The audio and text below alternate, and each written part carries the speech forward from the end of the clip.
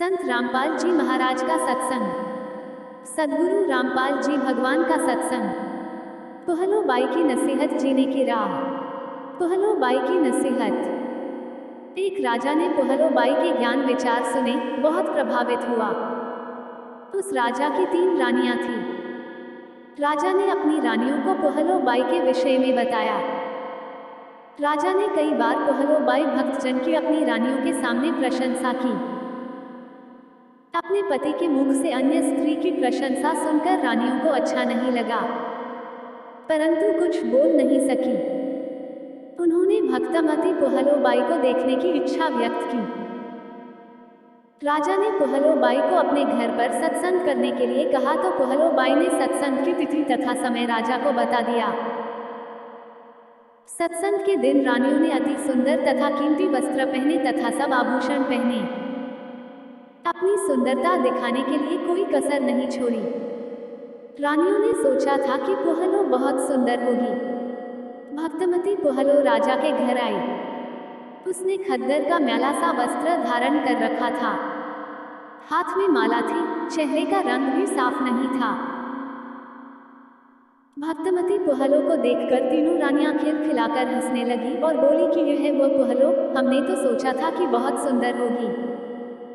उनकी बात सुनकर भक्तमती पहलो बाई ने कहा कि वस्त्र आभूषण तन की शोभा, यह तन काचो भांडो।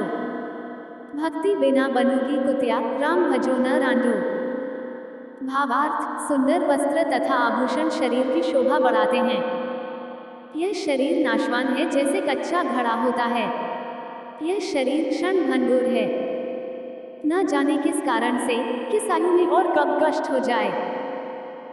यदि भक्ति नहीं की तो अगले जन्म में कुतिया का जन्म पाओगी, फिर निर्वस्त्र भटकती फिरोगी। इसलिए कहा है, रांडो अर्थात स्त्रियों भक्ति करो। रांड शब्द विधवा के लिए प्रयोग होता है, परंतु सामान्य रीति में स्त्रियां अपनी प्रिय सखियों को प्यार से संबोधित करने में प्रयोग किया करती। अब शिक्षित होने पर यह शब्द प्रयोग नहीं होता। भक्तमती पहलो बाई ने सत्संग सुनाया। कबीर परमेश्वर जी की साखियां सुनाई। कबीर, राम रटत कोड़ी भलो, छू छू पड़े जो चाम। सुंदर देही किस काम की, जामुख नाही नाम। कबीर, नहीं भरोसा देही का, विनश जाए छिन माही। श्वांस उश्वांस में नाम जपो और यत्न कुछ नाही। कबीर, श्वांस उश्वांस में नाम जपो, व्यर्था श्वांस मत खो। ना जाने इस श्वांस का, आवन के ना होए। गरीब, सर्व सोने की लंका थी, रावण से रणधीरम। एक पलक में राज्य गया, जम के पड़े जंजीरम। गरीब, मर्द गर्भ में मिल गई, रावण से रणधीरम। कंस केसी, चाणूर से, हिरण्यकुश बलवीरम। गरीब, तेरी क्या बुनियाद है, जीव जन्म धरी लेत। दास गरीब हरि नाम बिन, खाली रह जा खेत। शब्दार्थ, कबीर परमेश्वर जी ने अध्यात्म का विधान बताया है। कहा है कि जो स्त्री भक्ति नहीं करती, वह अगले जन्म में कुतिया का जीवन प्राप्त करके गली गली भौंकती फिरती है। कोई उसको भोजन का ग्रास भी नहीं डालता। मानव जीवन में सब भोजन समय पर मिल रहा था। भक्ति न करने से यह दशा होगी। परमात्मा की भक्ति कुष्ठ रोगी जिसके शरीर की खाल भी कट कट कर गिर रही है, उसे रक्त निकल कर गिर रहा है, भी करता है तो बहुत अच्छा है। भक्ति करने से उसका कुष्ठ रोग भी ठीक हो जाएगा, भविष्य भी उज्जवल होगा। जो भक्ति नहीं करता, वह चाहे सुंदर शरीर वाला भी क्यों न हो, उसका सुंदर स्वस्थ शरीर किसी काम का नहीं है। इस मानव शरीर का कोई विश्वास नहीं है कि यह कब तथा किस कारण से नष्ट हो जाए। इसे बचाकर नहीं रखा जा सकता। इसका एक उपाय है, भक्ति करो। इतना स्मरण करो कि एक श्वांस भी नाम के जाप बिना खाली ना जाए। श्वांस छोड़ते समय तथा लेते समय प्रत्येक श्वांस में नाम जपो। श्वांस को नाम के जाप बिना व्यर्थ न खो। इस श्वांस को ज्ञान नहीं है, यह अंदर गया है तो बाहर आएगा कि नहीं आएगा। इसलिए गफलत न करके भक्ति में लग जाओ। यदि आपके पास धन है और सुविधाएं भी हैं, इनके कारण भक्ति करना न भूलना।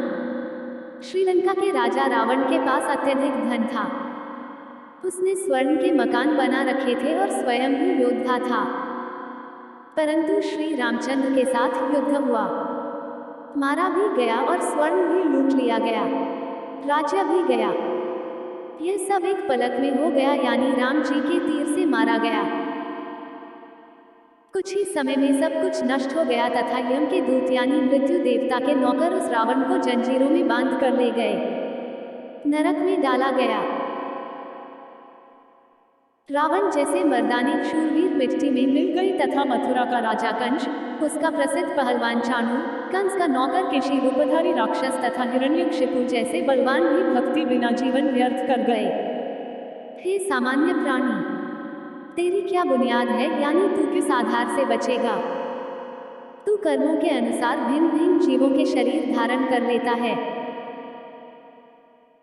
संत गरीबदास जी ने परमेश्वर कबीर जी के बताए ज्ञान से कहा है कि भक्ति न करने से तेरे को ऐसी हानि होगी जैसे किसान खेत में बीज न बोने से भूखा मरता है, उसे कोई लाभ नहीं होता। भक्तजन कोहलों ने इस संसार की वास्तविकता बताई तथा भक्ति बिना होने वाले कष्ट बताए। छोटे से राज्य के टुकड़े को प्राप्त करके आप इतना गर्व कर रहे हो, यह व्यर्थ है। लंका का राजा रावण ने सोने गोल्ड के मकान बना रखे थे। सत्य भक्ति न करने से राज्य भी गया, स्वर्ण भी यहीं रह गया, नरक का भागी बना। राजा रानियों ने उपदेश लेकर भक्ति की तथा जीवन धन्य बनाया। कबीर हरि के नाम बिन राजा ऋषभ हुए, मिट्टी लदे कुम्हार के घास न नीरे कोय। भगवान की भक्ति न करने से राजा गधे का शरीर प्राप्त करता है, कुम्हार के घर पर मिट्टी अडोता है, घास स्वयं जंगल में खाकर आता है। फिर पीछे तू पशुआ के जय दीजे बैल बनाया, चार पहर जंगल में डोले तो नहीं उधर भराया। सिर पर सींग दिए मन बोरे, धूम से मच्छर उड़ाया।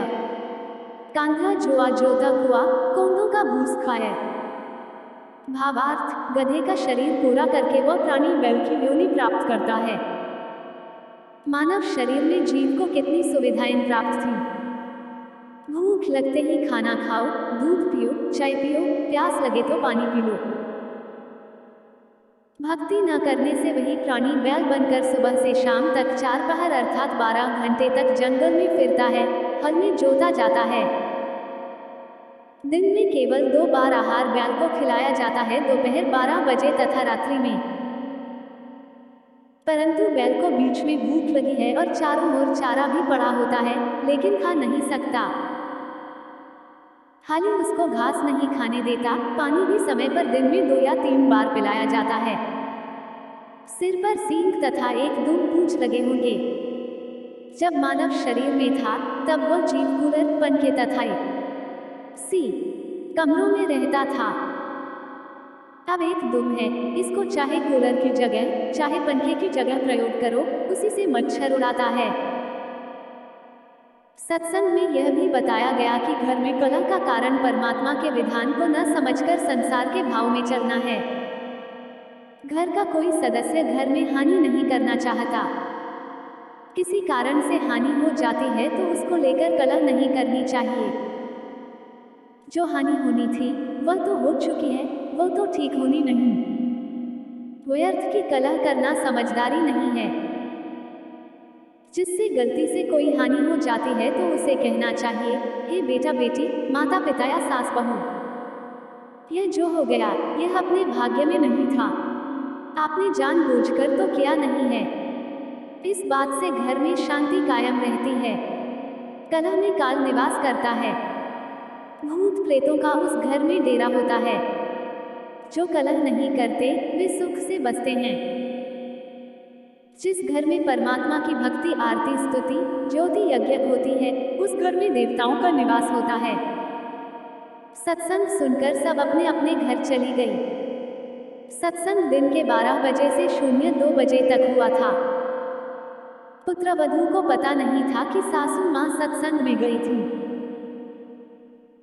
अगले दिन सुबह भैंस का दूध निकालकर पुत्रवधू उस दूध की भरी बाल्टी को छत में लगे कुंडे वाले सरिये में प्रतिदिन की तरह टांगने लगी।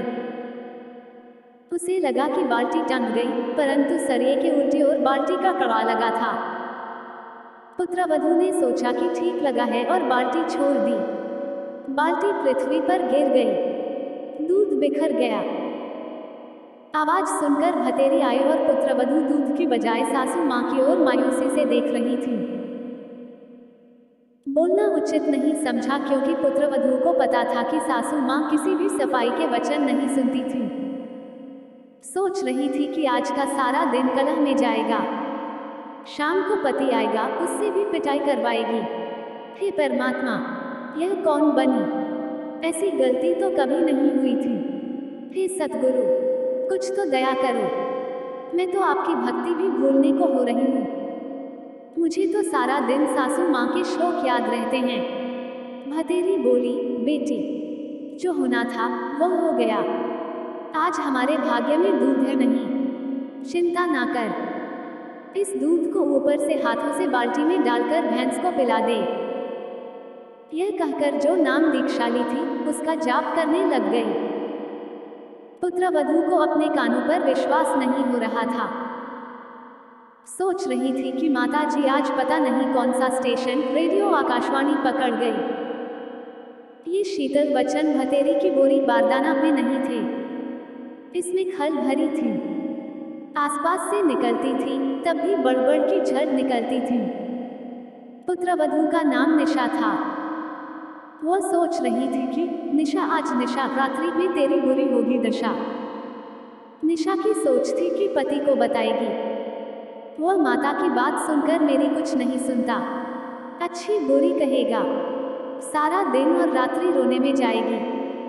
निशा ने दूध बाल्टी में डालकर भैंस को पिला दिया। बाल्टी धोकर रख दी। भतेरी आई और बोली कि बेटी, रोटी खा ले, चिंता मत कर। बेटी, मैं कल मेरी बहन दयाकौर के साथ दिन में सत्संग में गई थी। मेरी तो आंखें खुल गई। मैं तो बहुत कलहारी बनी हुई थी। बेटी, हो सके तो क्षमा कर देना। पीछे हुआ सो हुआ, आगे से अपनी बेटी को पलकों पर रखूंगी। मेरी असली बेटी तो तू है। जन्मी बेटी तो अगलों की थी, वह चली गई। अपना दैत सुख साझा है। मेरी तो एक दिन के सत्संग ने ही आंखें खोल दी। बेटी, अगले रविवार को आप भी चलना, मैं भी चलूंगी। धीरे धीरे बेटे को भी ले चलेंगे। निशा ने अपने गुरुजी का फोटो स्वरूप कपड़ों में छिपा रखा था। फोटो निकालकर चरणों में शीश रखकर कहा कि हे गुरुवा, आज आपने अपनी बेटी की पुकार सुन ली, घर स्वर्ग बना दिया। शाम को चित्तर सिंह आया तो माता ने दूध गिरने का जिक्र भी नहीं किया। कुछ दिन बाद चित्तर सिंह को भी नाम दिला दिया।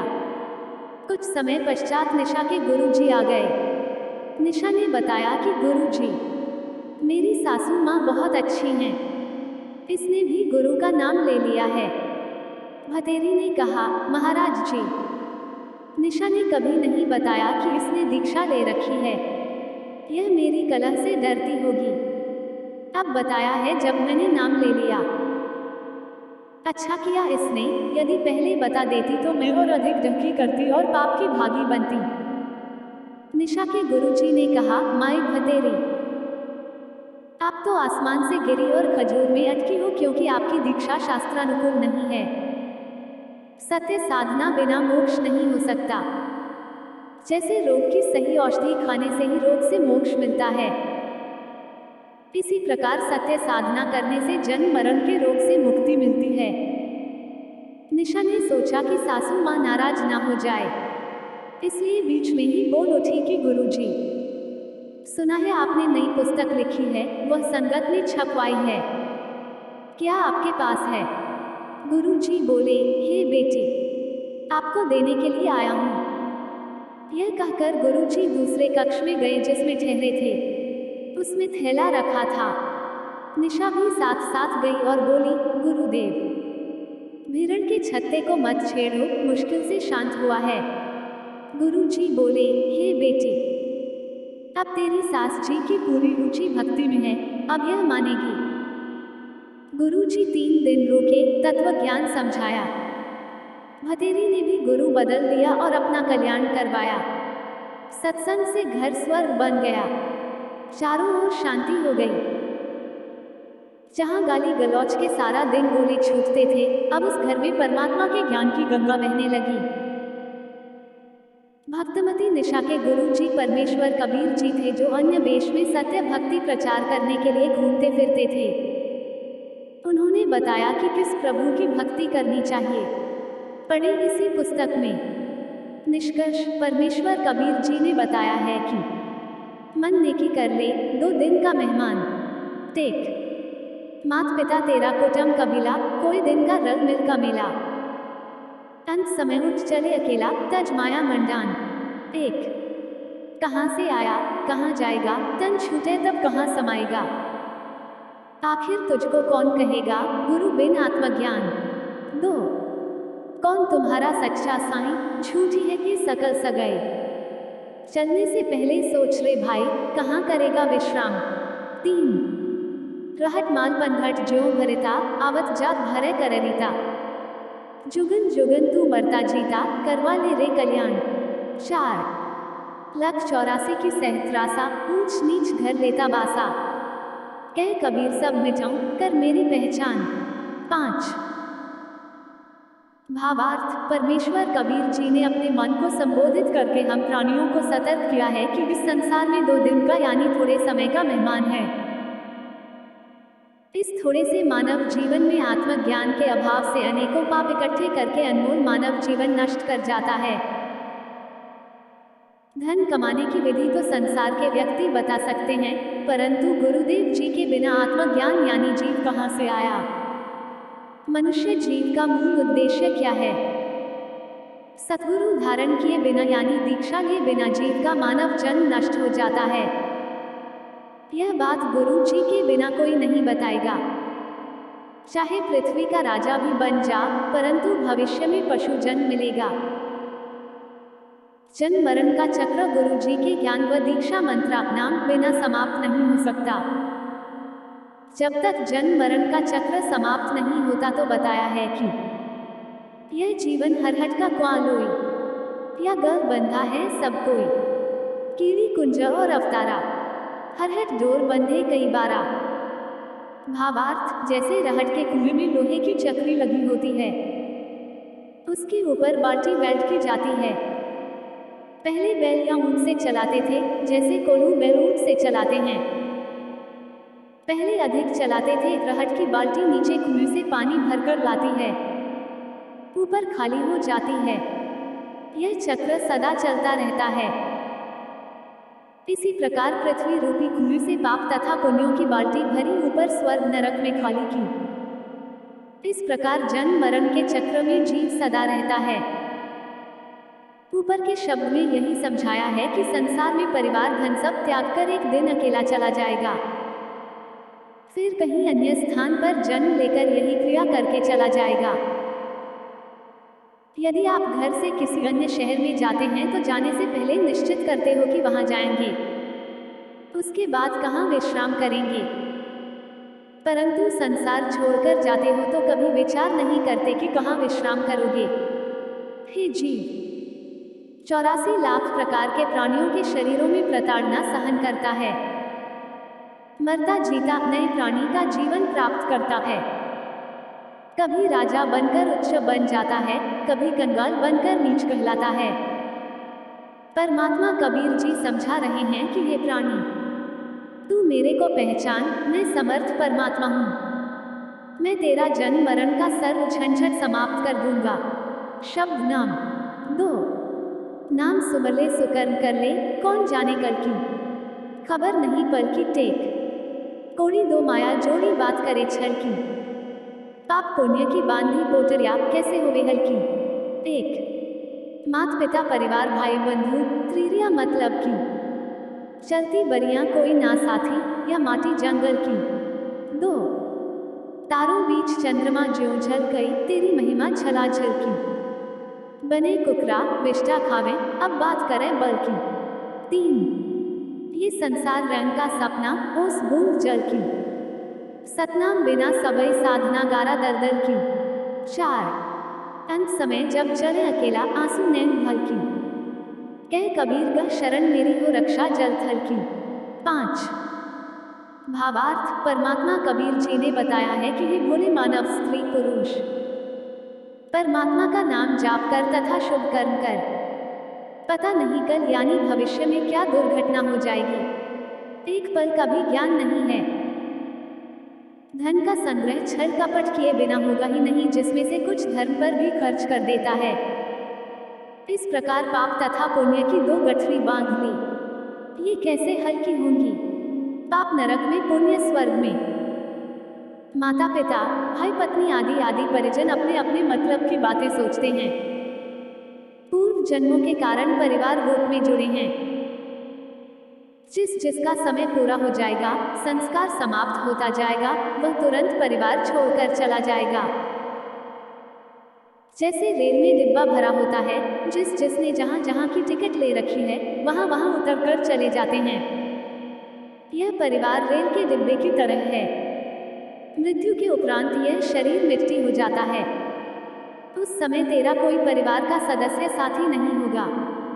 एक व्यक्ति अपनी पत्नी से बहुत प्रेम करता था।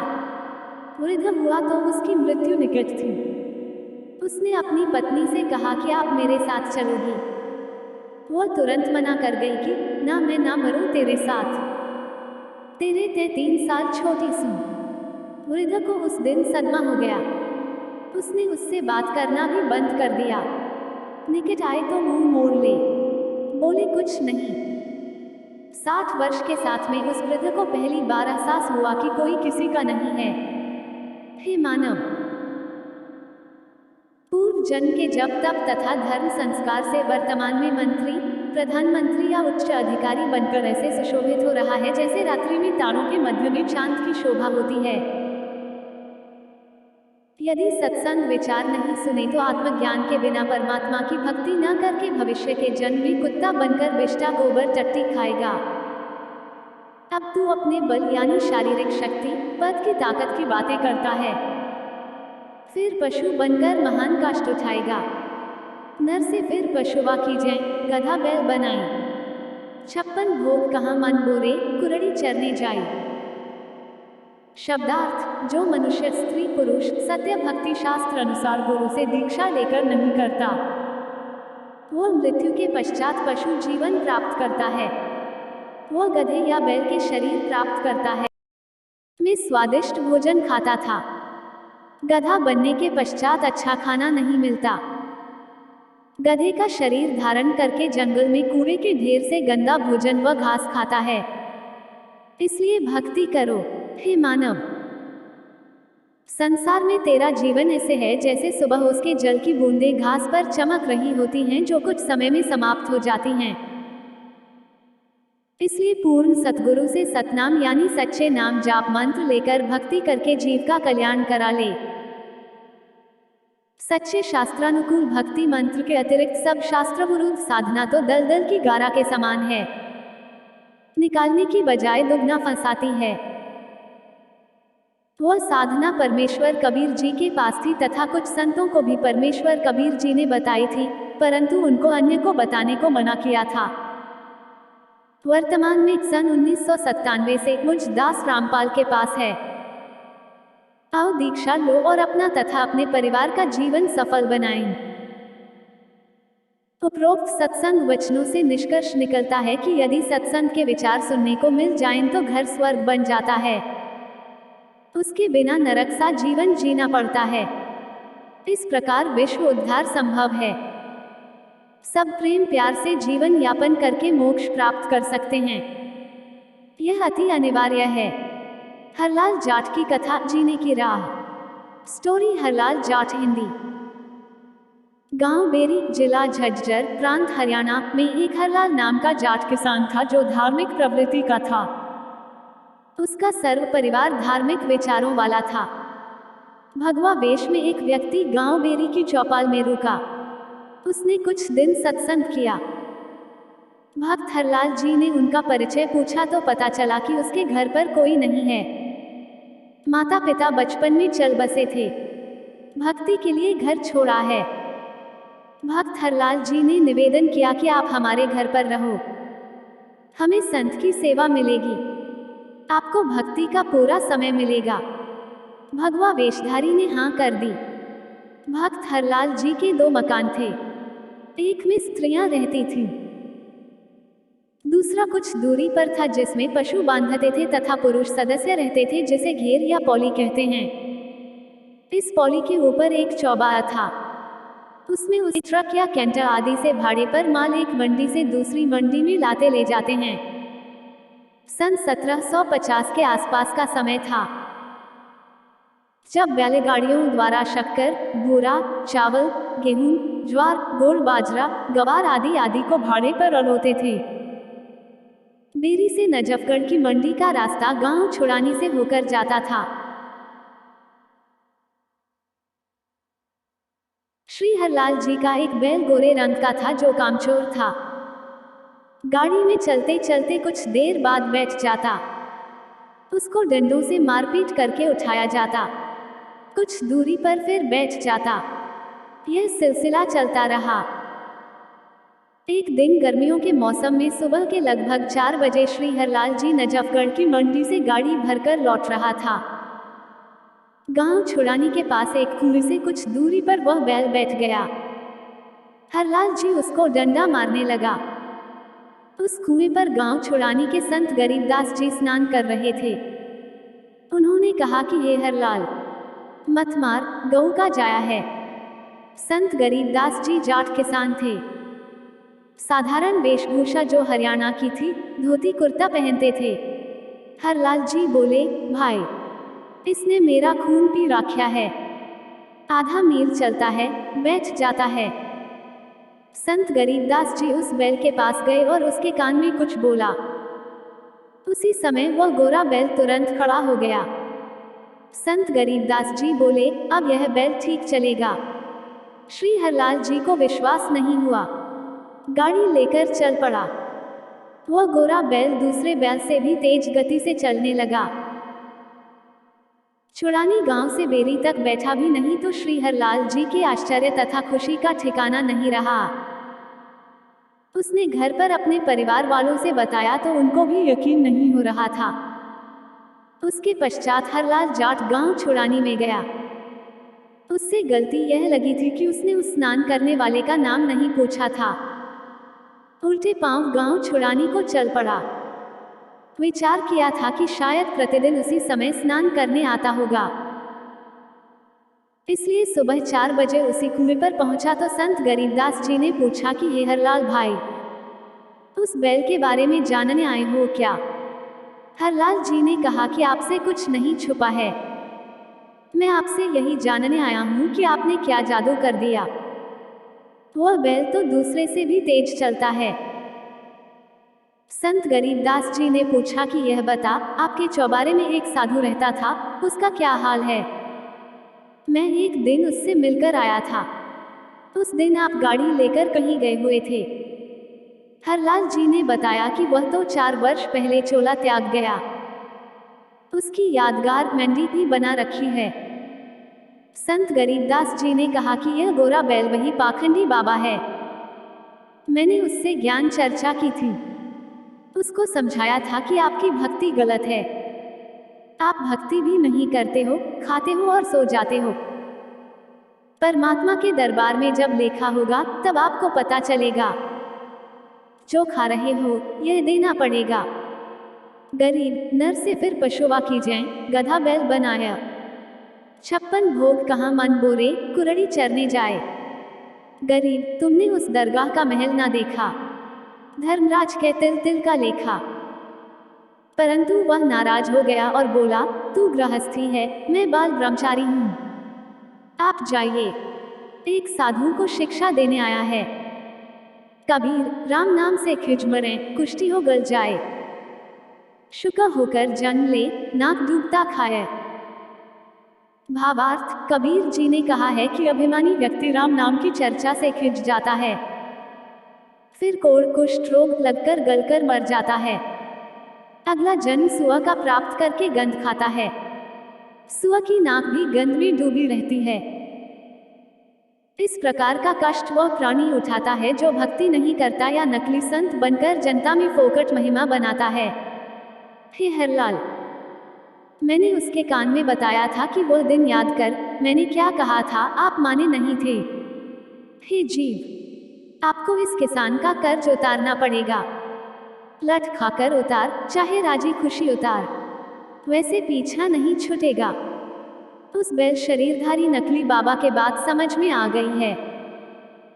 यह पहले किसी जन्म में परमेश्वर कबीर जी का शिष्य बना था, परंतु फिर गिरी पंथ में चला गया था, जिस कारण से यह सुमार्ग त्याग कर जन्म मरण का कष्ट भोग रहा है।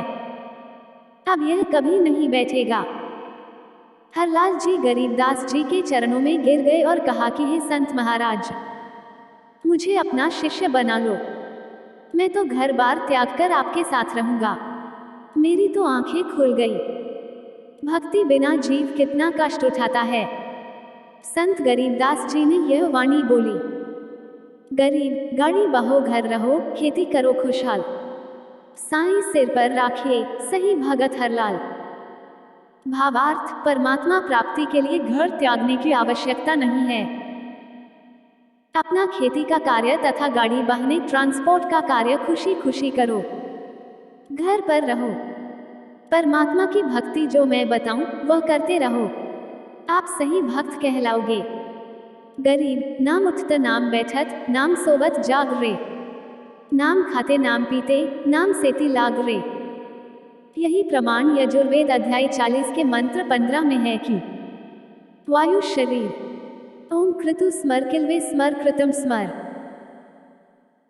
भावार्थ, संत गरीबदास जी ने कहा कि जो सत्य साधना के सत्य मंत्र मैं आपको दूंगा, उनका जाप खाते पीते जागते समय यानी सुबह सोकर उठो, कुछ समय जाप करो, सोने से पूर्व कुछ समय जाप करो, बैठते समय फिर उठते समय परमात्मा का नाम जाप करो।